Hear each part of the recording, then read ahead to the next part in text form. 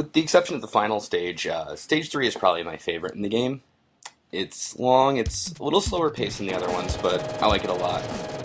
First of all, just begrudgingly give up our crush gun for the flamethrower just to show it off. I really like the level design here. I really like the whole notion of you can hang from one part or use the floor if you desire.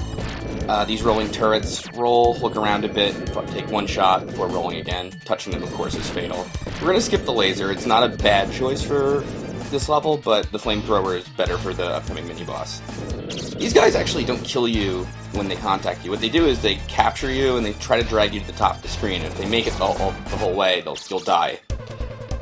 You don't want a slow-fire weapon with them, like the crush gun or the laser, just in case.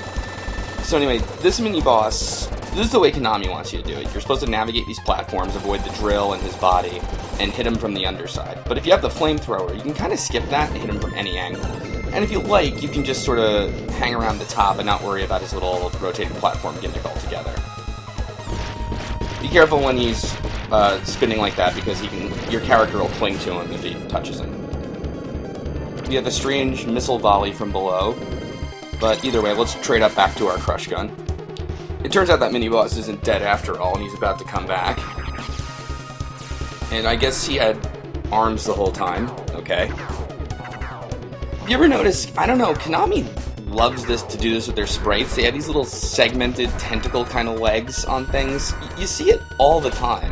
I guess they were really proud of that, but at any rate, this stage of the fight, there's not too much to talk about. If you stay near the top foot, you're mostly okay. The missiles on hard do guide themselves towards you a bit. You typically don't have to worry about the top missiles so much, but shoot it to be safe, because sometimes it can get a little close.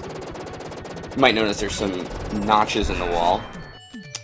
So, this upcoming stage of the fight is probably the most problematic area for me, which is why I switched to the crush gun and want to get it over quickly.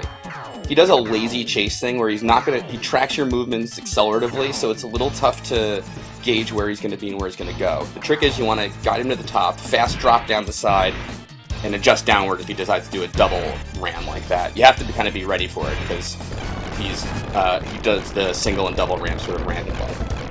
By the way, one time when I beat him on my first try, I accidentally hit the jump button and died. Anyway, these 3 snipers are hard to deal with on hard difficulty, so that's kind of the best strategy I've found for them. If you don't have any long-range weapons, you're kind of screwed, and you just have to, bob and weave at the top of that.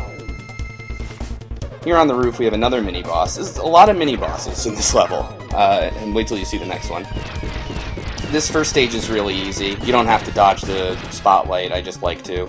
Those Molotov cocktails are easy to dodge. And we see these winged soldiers, which, if I remember, appear in Contra 1 maybe around stage 3, or possibly the stage 4 boss. I kind of forget now, but at any rate, those are his 2 attacks. You can kill him on the first loop, but I was just trying to play a little cautiously because this stage gave me a lot of trouble. Anywho. Victory pose, of course. Get this barrier because it makes this section a lot easier. Not that it's particularly tough. We have a volley of missiles out of nowhere, a couple snipers, and a door for no reason just because we have to blow things up in Contra. Take another crush gun. So, much like the older games, vertical scrolling can kind of harm you, meaning that once we scroll where there's no floor, if we were to fall down now, we would die. And I have been killed by that once or twice. These turrets, they're not problematic at all. And you notice, by the way, the explosion from the crush gun stays active and will hurt them. And the idea is you can use that to scroll the game along and sort of get a little more reach with the crush gun, if that makes any sense. But regardless, we go through our rotating platforms and get a homing. No and thank you.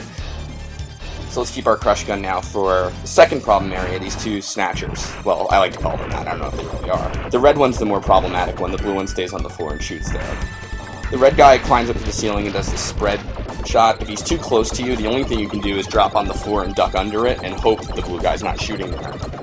Once you destroy his bottom half, though, that's all he does. And if you're hanging on the ceiling, neither of them can reach you because they're bisected like that. And that's it. That's stage 3. Or is it? What's this? This is probably the most memorable boss from the game. It's on the box art, and it's reused in Contra 4 for the DS, and I think one other Contra, I forget which, but at any rate, He has these homing lasers on hard, which follow you for a long time, and his rotating fire here does 2 loops very fast. The timing is tight as hell. And then his third attack are these cool time bombs. I like the sound effects. By the way, the head doesn't hurt you. You can jump right through it if you like. But, you really kind of have to do this loop pattern exactly, because you just don't have enough time to navigate the fire otherwise. But anyway, he's dead. And he kills himself sort of clumsily.